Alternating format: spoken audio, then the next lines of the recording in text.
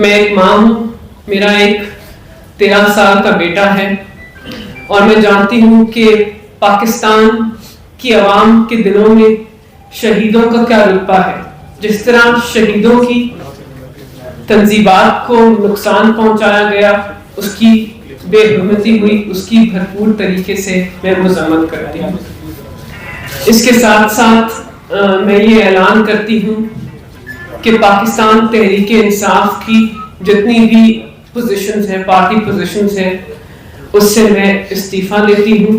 میں چاہتی ہوں کہ میں اپنی فیملی کے ساتھ, اپنے بیٹے کے ساتھ, اپنی ماں کے ساتھ اور اپنا جو پروفیشن ہے اس کے اوپر اپنا جو وقت ہے اس کو اب میں اس کو وقت دے سکوں.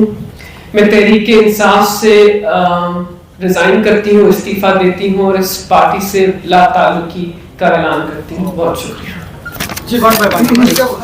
یہ بتائیں, آپ سے بھی ہم یہ سوال کریں گے کہ عمران خان جب یہ 9 مئی کے جو واقعات ہوتے ہیں تو آپ جیسے جو رہنما جو وہاں پر بہت کام کر رہے تھے اور ہم دیکھ بھی رہے تھے, تو کیا آپ لوگوں نے اپنی لیڈرشپ عمران خان کو نہیں بتایا کہ یہ کام نہ کریں, اور آج جو فیس کرنا پڑ رہا ہے عمران خان کو, سمجھتے ہیں کہ ان میں ان کا بہت بڑا کردار ہے. اگر وہ یہ باتیں مانتے ہیں آپ لوگوں کی تو شاید ان کو آج یہ دن نہ دیکھنا پڑتا.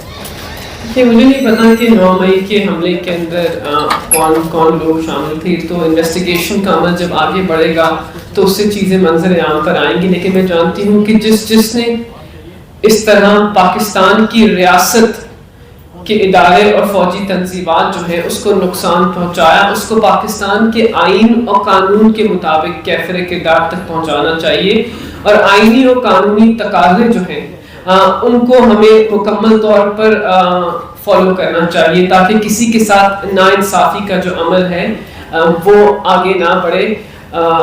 اور جس طرح انویسٹیگیشن کا عمل آگے بڑھے گا, آئی تھنک جو اس کے پیچھے لوگ ہیں وہ منظر عام پر آئیں گے, اور آئی تھنک ان کے خلاف عدالت کے اندر کارروائی بھی پاکستان کے آئین و قانون کے مطابق. جی میم, یہ بتائیے گا کہ کچھ اس طرح کا تاثر دیا جا رہا ہے پی ٹی آئی کے جو لوگ بچ گئے ان کی طرف سے کہ زبردستی پارٹی سے لوگوں کو چھوڑنے کی, پارٹی کی زبردستی کروایا جا رہا ہے. آپ کے اوپر کوئی پریشر ہے پارٹی چھوڑنے کا, یا اپنی من سے, اپنے دل سے, اپنی مرضی سے آپ پارٹی چھوڑ رہی ہیں؟ دیکھیے, ہر کسی کی پارٹی چھوڑنے کی اپنی وجوہات ہو سکتی ہیں, لیکن میرے اوپر کوئی زور زبردستی اور دباؤ نہیں تھا. میرے اور بھی ایز اے پاکستانی شہری, ایک محب وطن پاکستانی, جو سب کچھ ہوا میں اس کے ساتھ کھڑی نہیں ہو سکتی. تو میں نے اپنی سوچ کے مطابق, اپنی دانش کے مطابق اپنی فیملی کو ٹائم دینے کا فیصلہ کیا ہے, اور وکالت کا جو پروفیشن ہے اس کے اندر اہم کردار ادا کرنے کا فیصلہ کیا ہے.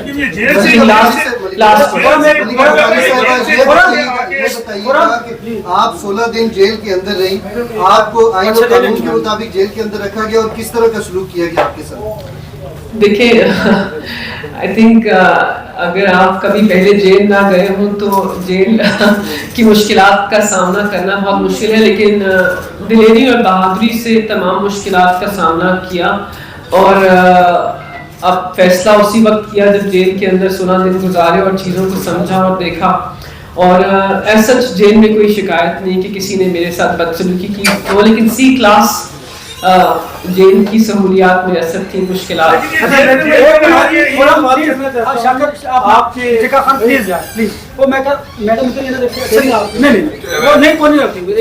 خان کو سوال کرنا. میڈم, آپ کی باڈی لینگویج بڑی ڈر لگتی ہے. ہم جس ملیکا بخاری کو جانتے تھے, بڑی انرجیٹک ہوتی تھی, لیکن بڑی ڈل باڈی لینگویج لگ رہی ہے. جیسے انہوں نے سوال کیا, کوئی کسی قسم کا پریشر اگر آپ بتانا نہیں چاہ رہی الگ بات ہے, نہیں ایسا کہ آپ پہ نہیں کوئی دباؤ نہیں ہے. دیکھیں, آپ, مجھے نہیں پتا کہ کتنے لوگ یہاں اس جو محفل میں بیٹھے ہیں, میرے بھائی اور بہنیں جو جرنلسٹ ہیں, کتنے دن اڈیالہ میں ٹائم گزار کے آئے ہیں. اگر آپ نے کبھی اڈیالہ جیل کے اندر ایک دن گزارا ہو مئی کی گرمی میں تو ذرا مشکلات ہوتی ہیں. بس وہ کچھ تھکن ہے, اور کچھ ویسے بھی آئی تھنک ذہنی طور پر جو کچھ پاکستان میں ہوا اس سے ہر پاکستانی شہری جو ہے وہ پریشان ہے, تو مجھے بھی پریشانی ہے. بخاری یہ بتائیے گا کہ ایک تو بتا دیجیے گا کن کن عہدوں سے آپ نے استعفیٰ دیا, کیا کیا عہدے تھے, اور دوسرا یہ کہ آپ نے ہمیشہ بڑی بیلنس گفتگو کی. جی, پھر کیا نوبت آئی کہ آج یہ پارٹی جو ہے کس बात का ये नतीजा भुगत रही है, ये कौन सा बयानिया था कि जो इस पार्टी के लिए मुश्किलात का बायस बना, और मैसेज क्या है पार्टी के लोगों के लिए? देखिए, मैं पीटीआई की लीगल स्पोक्स पर्सन थी और उनकी जो मेन कमेटी थी उसकी मेंबर थी, तो मैंने उससे इस्तीफा दिया है। लेकिन देखिए, जो 9 मई को हुआ उसमें कौन लोग शामिल थे उसकी निशानदेही होगी, लेकिन एक सुर्ख लकीर जो है उसको तो क्रॉस किया गया।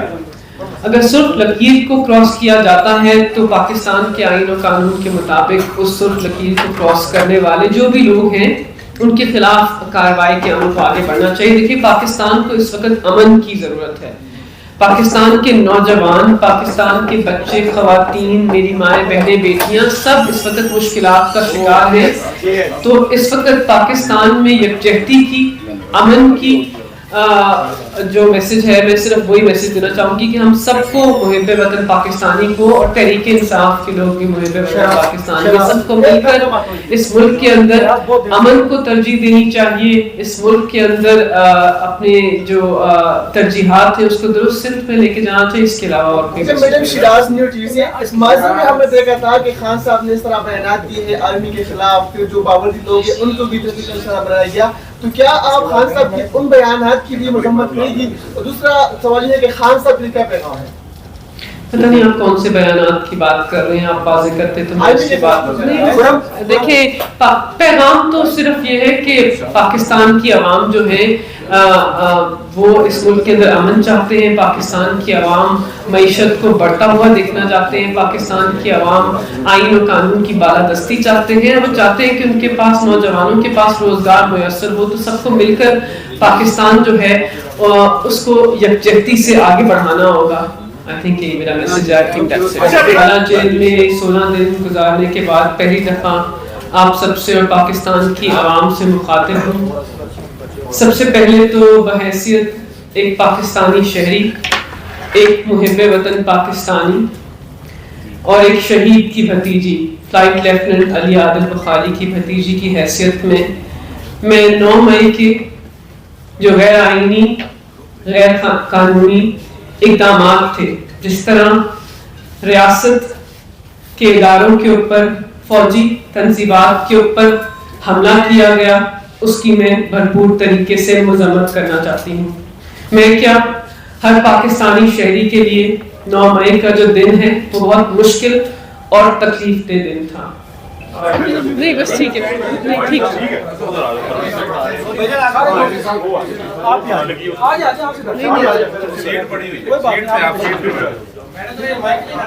माइक नीचे कर लूं।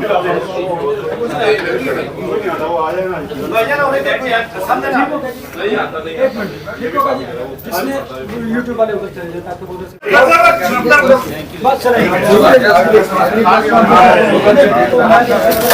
हैं।